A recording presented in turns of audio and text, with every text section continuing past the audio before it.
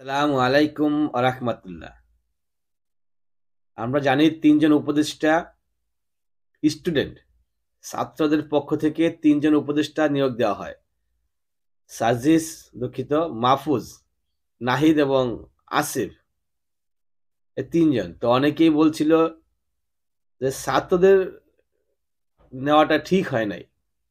আবার অনেকেই বলছে যে না, ঠিক আছে, ছাত্ররাই ঠিক আছে, ওরাই রাষ্ট্র পরিচালনার উপযুক্ত। ওরা যেহেতু অভ্যুত্থান ঘটাইয়া সরকার হটাইছে, তার মানে ওরাই রাষ্ট্র পরিচালনার জন্য উপযুক্ত। কিন্তু দেখা যাচ্ছে বিভিন্ন সময়ে তারা রাষ্ট্র পরিচালনায় ব্যর্থ হচ্ছে এবং তাদের কথা এবং কাজের পরিপূর্ণতা পাচ্ছে না। আমি কথা বলছি ঘোষণাপত্র নিয়ে। ঘোষণাপত্র যেটা ৩১ ডিসেম্বর, ২৪-৩১ ডিসেম্বর, যেটা আপনার শহীদ মিনারে ঘোষণাপত্র পাঠ করার কথা ছিল, সেটা সেখান থেকে যে স্টুডেন্টরা পাঠ করার কথা ছিল, সরকার সেটা ভাবলো যে না, এখানে সরকারের জড়িত হওয়া উচিত। সেজন্য সরকার সেটা সেখানে বানচাল করে ১৫ই জানুয়ারিতে সেটা দেওয়ার একটা উদ্যোগ গ্রহণ করলো। এখন আমরা দেখলাম উপদেষ্টা মাহফুজ আলম, মাস্টার মাইন্ড মাহফুজ আলম, তিনি একটি ঘোষণা দিলেন যে ১৫ তারিখের মধ্যে সেটা হচ্ছে না।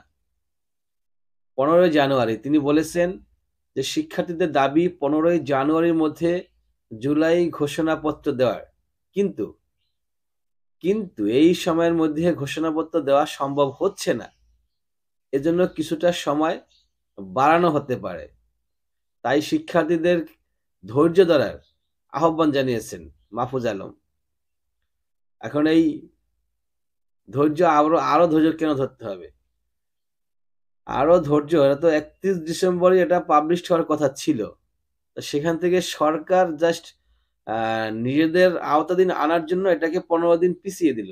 এখন আবার কেন আরো সময় লাগবে? তার মানে এখানে আরো সংস্কার আসতে যাচ্ছে। এই ঘোষণাপত্রে কি হবে না হবে সেটার এখনো পরিপূর্ণতা পায় নাই। অর্থাৎ আগামী সপ্তাহে এটাকে পরিপূর্ণ করার জন্য সর্বদলীয় বৈঠক হবে।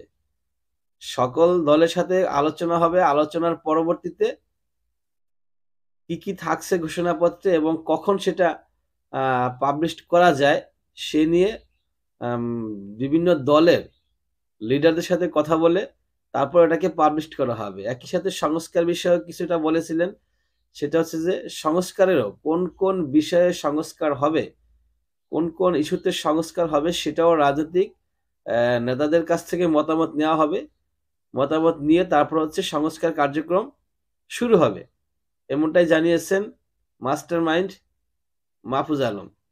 তাহলে আমরা দেখতে পাচ্ছি ছাত্রদের এবং সরকারের অনেক বিষয়ে এরকম বনিবনা হচ্ছে না। এই যে এটা কিন্তু বনিবনা হচ্ছে না। ছাত্ররা চাচ্ছে ১৫ই জানুয়ারির মধ্যে, আর সরকার এটাকে এখন পিছাচ্ছে। তো এরকমভাবে অনেক জায়গাতেই আমরা দেখতেছি যে সার্জিসদেরও বিরুদ্ধেও অনেক সমালোচনা হয়। সমন্বয়ক যে তারা চিকিৎসা সেবা দিতে পারতেছে না। সরকার হচ্ছে আপনার নিরাপত্তা, আইন শৃঙ্খলা বাহিনী এখনো স্ট্রং করতে পারেন নাই এবং হচ্ছে সবজি বাজারে তারা স্বস্তি ফিরিয়ে দিলেও আপনার অন্যান্য যে বাজারগুলো আছে, চাল, ডাল, তেল, এইসব জিনিসগুলো তার এখনো কমাতে পারেন নাই। এই নিয়ে দেখলাম যে সমন্বয়করা তাদের বিরুদ্ধে কথা বলে, বিভিন্ন দলের লোকেরা, লিডাররা কথা বলতেছে। অর্থাৎ আমরা দেখতেছি বিভিন্ন সময়ে সমন্বয়কদের সঙ্গে সরকারের বনিবনা হচ্ছে না।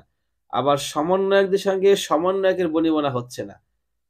তো এগুলা কখন শেষ হবে? আমরা আশা করব খুব শীঘ্রই এগুলা সলিউশন হয়ে যাবে ইনশাআল্লাহ।